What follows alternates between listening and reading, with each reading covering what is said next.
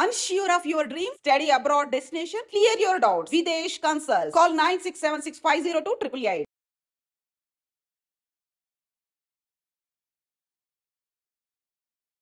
నమస్తే, welcome to I dream.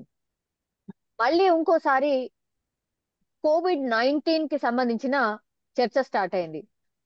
అంటే 2019లో ఇది ఎట్లా 2 years పాటు మన వెంట ఉందో, మనం ఎంత నరకయాతన అనుభవించినో మన అందరికీ తెలిసిందే. మధ్య మధ్యలో సరే వస్తోంది, ఏదో జరుగుతోంది, మళ్ళీ ఇంకోసారి కోవిడ్ వస్తోంది అనే చర్చ నడిచింది, కానీ పెద్ద ఇంపాక్ట్ అయితే చూపించలేదు. కానీ ఇప్పుడు మళ్ళా ఆసియాలో అటు హాంకాంగ్ అండ్ సింగపూర్ లో పెద్ద ఎత్తున కేసులు నమోదవుతున్నాయి. అండ్ ఇది కొంచెం డేంజర్ బెల్స్ కూడా మోగిస్తోంది అనేది చర్చ.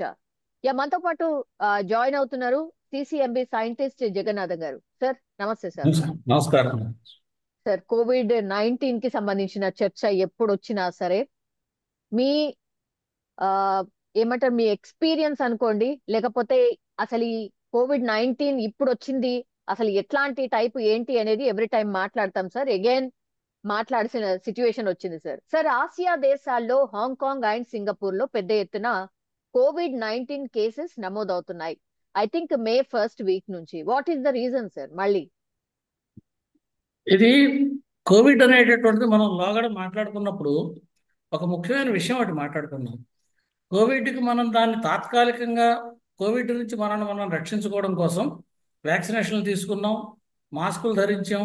ఇదేంటంటే ఒక ఉపద్రవం మన దగ్గరికి వచ్చింది, దాన్ని మనం పూర్తిగా నిగ్రహించే పరిస్థితిలో మనం లేము.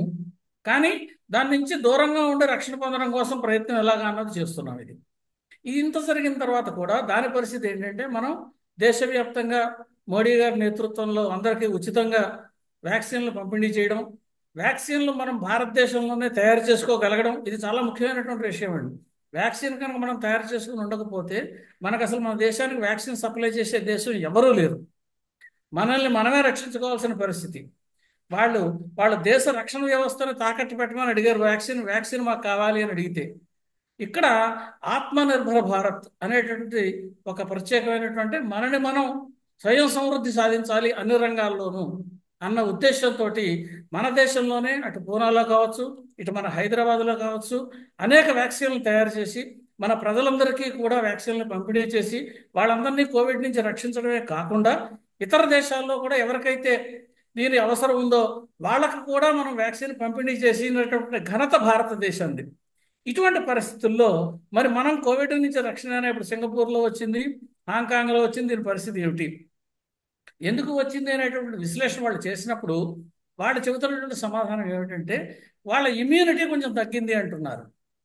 ఇమ్యూనిటీ తగ్గినందువల్ల వచ్చింది. ఇక్కడ రెండు కారణాలు ఉన్నాయి. కేవలం ఇమ్యూనిటీయే కాదు. ఒకటి, ఈ వచ్చినటువంటి కోవిడ్ మన మధ్యలోనే ఉంది, ఎక్కడికి పోలే. ఇది ఎండమిక్గా మిగిలిపోయింది, మనకి పాండమిక్గా వచ్చింది, అనేక మందిని నానా విధాలుగా బాధ పెట్టింది. అందరూ రకరకాలటువంటి వ్యాధులతోటి వ్యాధిగ్రస్తులయ్యారు. వ్యాధిగ్రస్తులై పోస్ట్ కోవిడ్ కూడా అవస్థలు పడిన వాళ్ళు ఉన్నారు. ఇప్పటికి కూడా మనం పోస్ట్ కోవిడ్ బాధితులను చూస్తూనే ఉన్నాం. లాంగ్ రన్లో కొంతమందికి హార్ట్ ప్రాబ్లమ్స్ రావడం, లంగ్స్ ప్రాబ్లమ్స్ రావడం, అంటే కోవిడ్ వచ్చి తగ్గిన వాళ్ళకి ఇటువంటి రకమైనటువంటి సమస్యలు కొన్ని వస్తున్నాయి. అంచేత ఈ కోవిడ్ అనేటువంటిది ఏంటంటే కేవలం తాత్కాలికంగా మనం దీని నుంచి రక్షణ పొందాం కదా అని అనుకుంటే అటువంటి పరిస్థితి కాదు. ఇది ఎండమిక్గా ఉందంటే మన మధ్యలోనే ఉంది. ఎక్కడైనా చట్టుకుని ఎక్కడైనా స్పట్ రావచ్చు. ఎవరైనా ఒక ఇమ్యూనిటీ వీక్గా ఉన్న వాళ్ళకి, లో ఇమ్యూనిటీ ఉన్న వాళ్ళకి ఇది ఒకవేళ వచ్చిందనుకోండి, మళ్ళీ అక్కడ స్ప్రెడ్ అయ్యే అవకాశం. ఇప్పుడు అక్కడ వాళ్ళ పరిస్థితి అదే, ఇమ్యూనిటీ తగ్గి మళ్ళీ స్ప్రెడ్ అయింది అనేటువంటి విషయాన్ని వాళ్ళు తెలియజేస్తున్నారు. రమారమిగా 14,000 15,000 మంది కేసులు రావడం, మరణాల రేటు కూడా మునుపటి ఎలాగుందో అదే రకంగా మరణాల రేటు ఉండడము. ఇప్పుడు వీటిల్లో కూడా మళ్ళీ వేరియంట్ రాదు అన్న గ్యారంటీ ఏం లేదు. అందుకని పరిస్థితి ఏమిటంటే దాన్ని బట్టి మనం తీసుకోవాల్సినటువంటి జాగ్రత్తలు తీసుకోవాలి. ప్రస్తుతం మనకున్నటువంటి పరిస్థితుల్లో మనం మరింత జాగ్రత్త తీసుకోవాల్సినటువంటి పరిస్థితి ఉంది. ఒకటి, సింగపూర్ హాంకాంగ్లో అంటే మనకి 4 గంటల ప్రయాణం కూడా లేదు, 3 గంటల ప్రయాణం. విపరీతంగా ట్రావెల్ అటు ఇటు నడుస్తూనే ఉంటుంది. కాబట్టి ఈ వచ్చినటువంటి వేరియంట్ ఇది మళ్ళీ మన దగ్గరికి రాకుండా చూసుకోవడం ఒకటి, మన దగ్గర మళ్ళీ ఎక్కడా రాకుండా దీన్ని ఎక్కడికక్కడ జాగ్రత్తలు తీసుకోవడం ఒకటి. ఈ రకమైనటువంటి కొన్ని జాగ్రత్తలు మనం ఎంతవరకు అయితే తీసుకోగలమో అట్లా తీసుకోవడం కూడా మంచిదండి. ఇప్పుడు హాంకాంగ్ సింగపూర్ ఎందుకు? ఇది కూడా ఒక చర్చ. అంటే అందరితో పాటు వాళ్ళు కూడా వ్యాక్సినేషన్ తీసుకున్నారు కదా sir. Why only Hong Kong and Singapore now?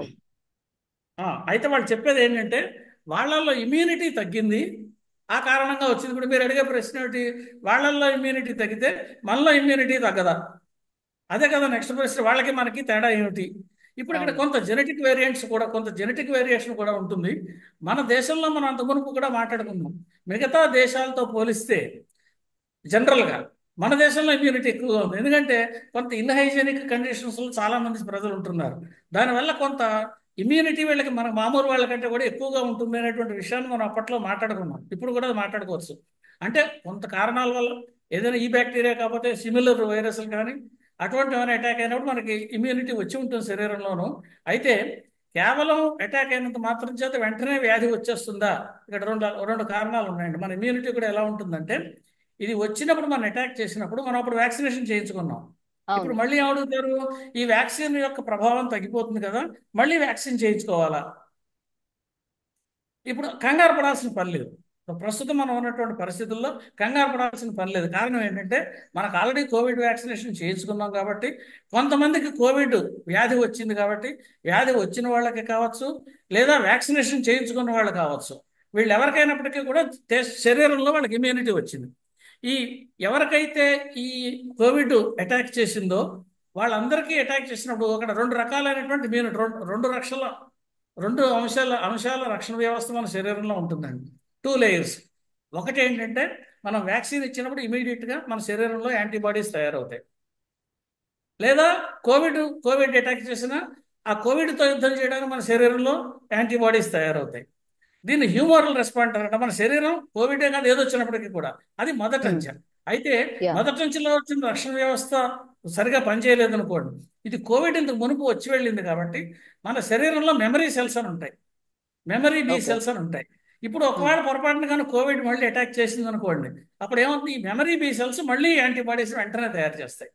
ఆ ఆ వైరస్ పలానప్పుడు అటాక్ చేసింది, మళ్ళీ అదే వైరస్ అటాక్ చేసింది అని మనం గుర్తుండుకోగానే మన శరీరంలో ఉన్న కణాలు గుర్తుంచుకుంటాయి, ఉంచుకుని దానికి రక్షణ వ్యవస్థని, దానికి సరైనటువంటి పరిస్థితిని ఏర్పాటు చేస్తాయి. అయితే ఇది వేరియంట్ వేరే అనుకోండి, వేరే వేరియంట్ వచ్చినప్పుడు మాత్రం మనకు జాగ్రత్తలు అవసరం.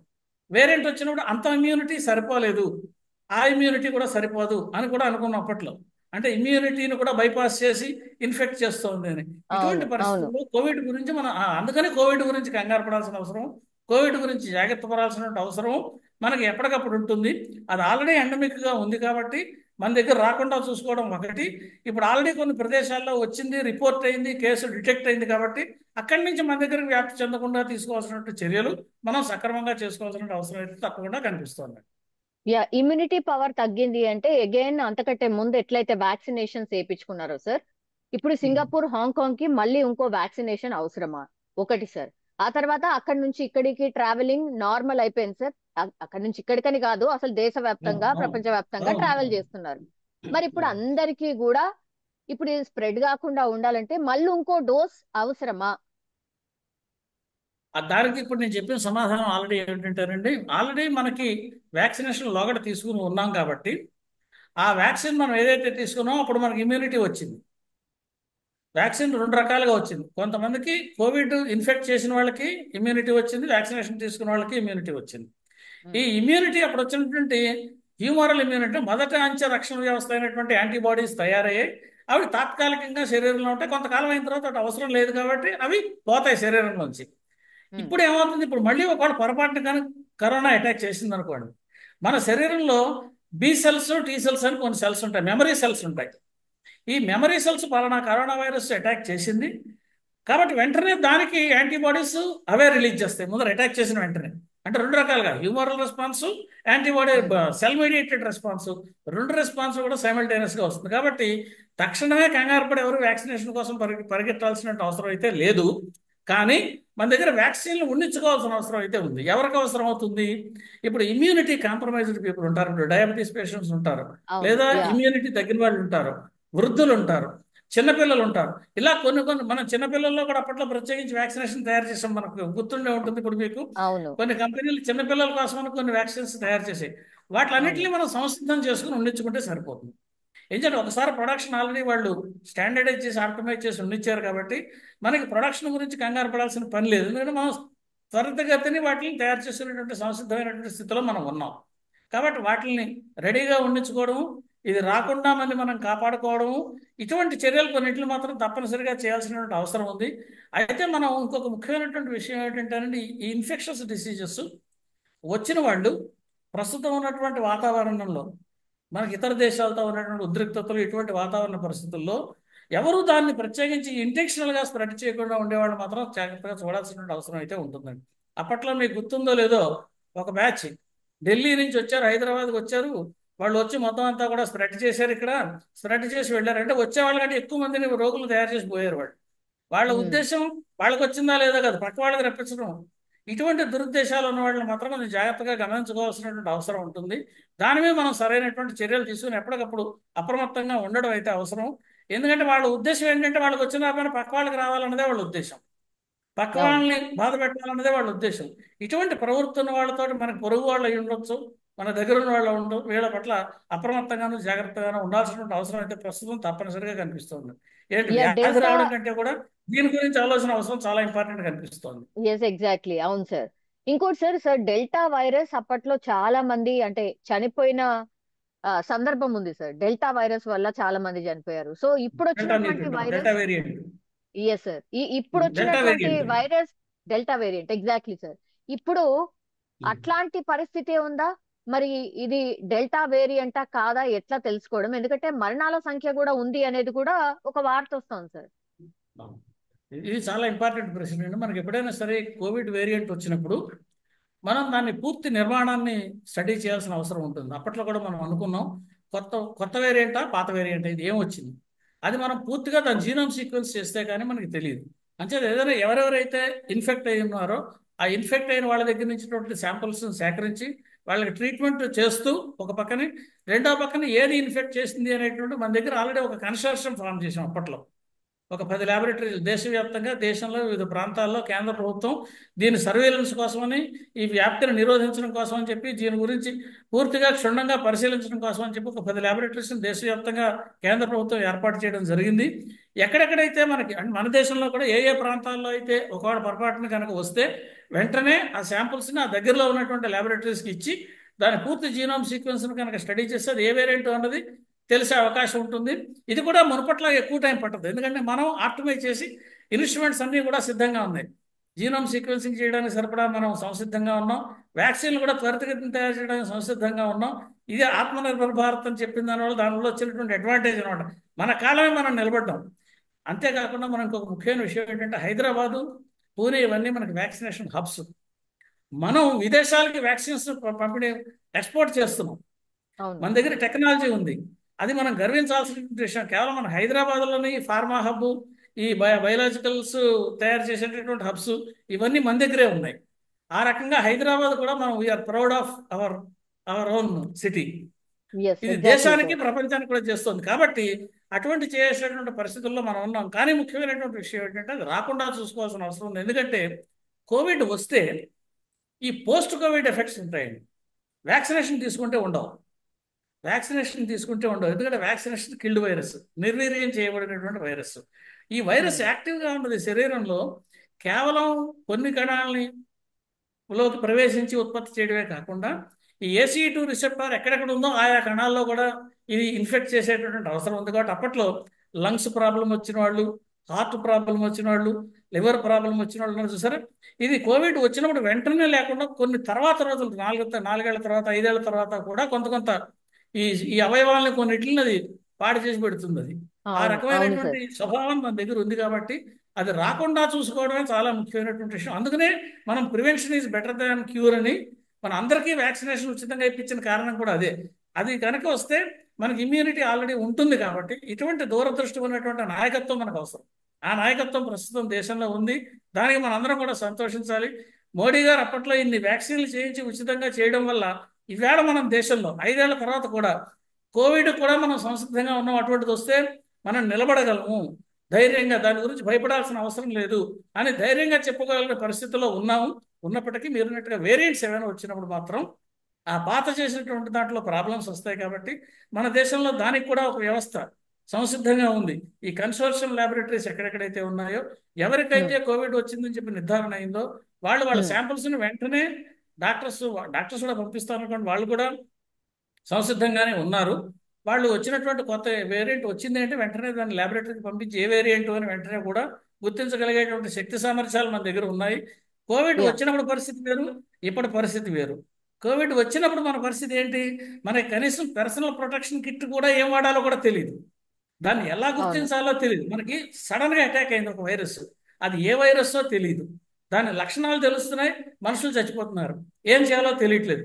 అటువంటి పరిస్థితుల్లో మనం లాక్డౌన్ పెట్టుకుని స్ప్రెడ్ ఆఫ్ చేసి దీని మీద పూర్తి క్షుణ్ణంగా పరిశోధనలు చేసి మన సిసిఎంబి, సిడిఎఫ్డి ఇలాంటి మనకి కేంద్ర ప్రభుత్వం సంస్థలు ఏవైతే ఉన్నాయో ఇవన్నీ కూడా, NIV national institute of virology, ఇలా పెద్ద పెద్ద ల్యాబొరేటరీస్ అన్నీ కూడా దీని మీద పనిచేసి దానికి కావాల్సిన పూర్తి క్షుణ్ణంగా దాని బయాలజీని అర్థం చేసుకుని అప్పటికప్పుడు మనకి డిటెక్షన్ కిట్స్ దాన్ని గుర్తించడంలాగా అంత సమస్యల్లోంచి మనం ప్రస్తుతం ఎటువంటిది వచ్చినప్పటికీ కూడా సంసిద్ధంగా ఉన్నాము.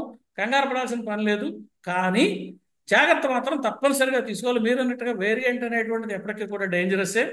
అది ఏ వేరియంట్ వచ్చింది అనేటువంటిది ఇప్పుడు డెల్టా వేరియంట్ ఇంత ముందు వచ్చిపోయింది కదా, కాబట్టి ఇప్పుడు మనకి ప్రాబ్లం. ఇప్పుడు ఉన్న ఒమేగా వేరియంట్ వచ్చిన తర్వాత, ఒమేగా వేరియంట్ డెల్టా వేరియంట్ కంటే మైల్డ్ అయినప్పటికీ కూడా ఒమేగా వేరియంట్ నుంచి మళ్ళీ వేరే వేరియంట్ రాదా, వేరే ఎక్కువ ప్యాథోజెనిసిటీ ఉన్న వేరియస్ అంటే ఎవరు గ్యారంటీ ఇవ్వలేరు.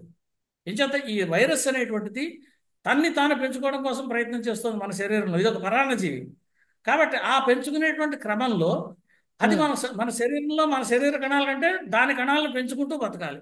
అందుకని వేరియేషన్స్ ఆటోమేటిక్గా క్రియేట్ చేస్తుంది. మ్యూటేషన్స్ అంటారు. ఈ మ్యూటేషన్స్ వస్తాయి వాటిలో. మ్యూటేషన్స్ ఈ పరివర్తనాలు వచ్చినప్పుడు తప్పనిసరిగా అది మరి ఇంకో ప్యాథోజెనిక్ వేరియంట్ కూడా అవుతుంది. ప్యాథోజెనిక్ వేరియంట్ అంటే మనకి ప్రభావం వస్తుంది. అప్పుడు దానికి మార్చాల్సిన వైద్య విధానం మార్చాల్సి వస్తుంది. దానికి ఏం చేయాలో వేరేగా డాక్టర్లు కూడా వేరేగా దానికి ఆలోచించి సరైనటువంటి వైద్య విధానాలు అవలంబించాల్సి వస్తుంది. వ్యాక్సినేషన్ కూడా మార్చుకోవాల్సి వస్తుంది.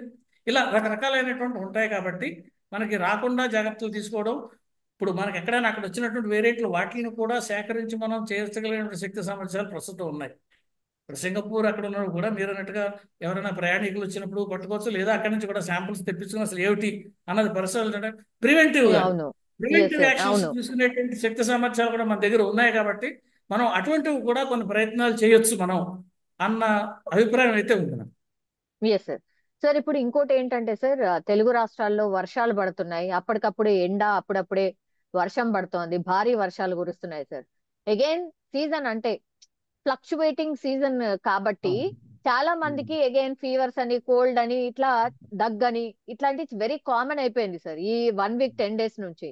అగైన్ ఇప్పుడు కోవిడ్ వార్తలు వచ్చాయి కాబట్టి భయపడిపోయే పరిస్థితి కూడా ఉంటుంది. ఎట్లా తెలుసుకోవడం ఏంటి, ఏం చెక్ చేసుకోవాలి, అసలు మన దగ్గర COVID-19 కిట్ అందుబాటులో ఉందా, అంటే చెక్ చేసుకోవడానికి అందుబాటులో ఉందా, ఇదన్నీ కూడా మాట్లాడుతున్నారు సార్. ఇప్పుడు యాక్చువల్గా అప్పట్లో మనకి ఈ కిట్స్ అంటే కోవిడ్ టెస్ట్ చేసుకునేటువంటి కిట్స్ మనకి మనకి ఈ ఔషధాలు అమ్మేటటువంటి చోట కూడా ప్రతి చోట కూడా వాళ్ళు కిట్స్ అమ్మారు. ఏది మనం సొంతంగా కూడా చేసుకోవచ్చు. అలా అంత ఈజీగా ఉండేటువంటి కిట్స్ తయారయ్యాయి. యాంటీబాడీ టెస్టులు చేసుకునేటందుకు కొన్ని కిట్స్ ఇచ్చారు. అది కలర్ టెస్ట్ వచ్చిందనుకోండి కోవిడ్ వచ్చినట్లు లెక్క. అది వచ్చిందని తెలిసిందనుకోండి అంటే వెంటనే కంగారు పడిపోయి ఆసుపత్రికి వెళ్ళి చేసుకునే పరిస్థితి ఒకటి. కిట్స్ అవి ఉన్నాయి కాబట్టి ఇప్పుడు మీరు అన్నట్టుగా కిట్స్ కూడా కొంత సంసిద్ధత చేసుకుంటే మంచిది. ఇప్పుడు ఈ పాయింట్ మీరు రైజ్ చేసిన పాయింట్ చాలా ఇంపార్టెంట్. ఇంతకుముందు చేసినటువంటి అప్రమత్తంగా చేసి పెట్టుకున్నాము. ఆ కిట్స్ ఎక్కువ కాలం కొన్ని నిల్వ ఉంటాయి, కొన్ని నిల్వ ఉండవు. కాబట్టి కొన్ని ఫ్రెష్గా కిట్స్ తయారు చేసి కూడా పెట్టుకోవడం వల్ల ప్రయోజనం ఉంటుంది. ఇది చాలా ఇంపార్టెంట్ పాయింట్. ఈజీగా టెస్ట్ చేసుకునే అవకాశం ఉంది కాబట్టి అటువంటి కిట్స్ కూడా కొన్ని అందుబాటులో ఉండిస్తే, ఒకవేళ ఇది మీరు అన్నట్టుగా అది ఇన్ఫ్లుయెన్జా వల్ల వచ్చిందా, కేవలం మామూలు జ్వరమా, లేదా కోవిడ్ మూలంగా వచ్చిన జ్వరమా, ఈ డిస్టింగ్విష్ చేయడానికి ఖచ్చితంగా ఇటువంటి కిట్స్ కూడా అందుబాటులో పెట్టుకుంటే చాలా అవసరం. ఇది మంచి point. Yes sir. Sir lastly ఏం జాగ్రత్తలు తీసుకోవాలి ఒకసారి చెప్పండి సార్. మళ్ళీ ఒకవేళ మనకి దూరంగా ఉండడం అంటే 2 గజాల దూరంలో ఉండడం ఇవన్నీ మామూలు. అయితే ప్రస్తుతం అంత ఉధృతం లేకపోయినా మాస్క్ ధరించడం అనేటువంటి చాలా ఇంపార్టెంట్. ఎందుకంటే మీరు ఏది వచ్చిందో తెలియదు, మనకు వాతావరణ పరిస్థితులు ఎరాటిక్గా ఉన్నాయి. ఈ ఎరాటిక్గా ఉన్న వాతావరణ పరిస్థితుల్లో జ్వరాలు, విష జ్వరాలు వస్తున్నాయా, మామూలు జ్వరాలు వస్తున్నాయా, వైరల్ జ్వరాలు వస్తున్నాయా, లేకపోతే వేరే దోమకాటు ద్వారా జ్వరాలు వస్తున్నాయా, ఎందుకు వస్తున్నాయి అనేటువంటిది ఈ అనుమానం ప్రతి ఒక్కళ్ళలోనూ ఉంటుంది. కాబట్టి మనం మాస్క్ ధరించడం వల్ల చాలా మటుకు వీటిని ఆపు చేయగలిగినటువంటి పరిస్థితుల్లో ఉంటాం, ప్రివెంట్ చేయడానికి అవకాశం కలుగుతుంది. కాబట్టి ఈ మాస్క్ ధరించడము, కొంత దూరాన్ని పాటిస్తూ ఉండడం, ఇటువంటివి చేస్తూ ఉండొచ్చు. ప్రస్తుతం అయితే మన దేశంలో ప్రమాదకరమైనటువంటి పరిస్థితి అయితే ఏమీ లేదు. కానీ ఇప్పుడు మీరు చెప్పినటువంటి ప్రదేశాల నుంచి ఇక్కడికి రాదు అని చెప్పే పరిస్థితి కూడా లేదు. కాబట్టి మనం కొంత అప్రమత్తంగా ఉండడం మంచిది. కిట్స్ మీరు అన్నట్టుగా డిటెక్షన్ కిట్స్ తయారు చేసి కనుక మనకి అవైలబుల్గా పెట్టుకుంటే అది అందరికీ సులభతరంగా ఉంటుంది, వెంటనే డిటెక్ట్ చేయడానికి అవకాశంగా ఉంటుంది. Yes, sir. Thank you, sir. Thank you so much. నమస్కారం. Sir, thank you, sir. Thank you so much, sir. Okay sir, thank you madam. iDreams, this police diaries is something very, very valuable towards that. I must really appreciate Murali, your insights. iDreams founder and CEO చిన్న వాసుదేవ్ రెడ్డి గారితో Muralidhar crime stories చాలా famous అయిపోయినావు.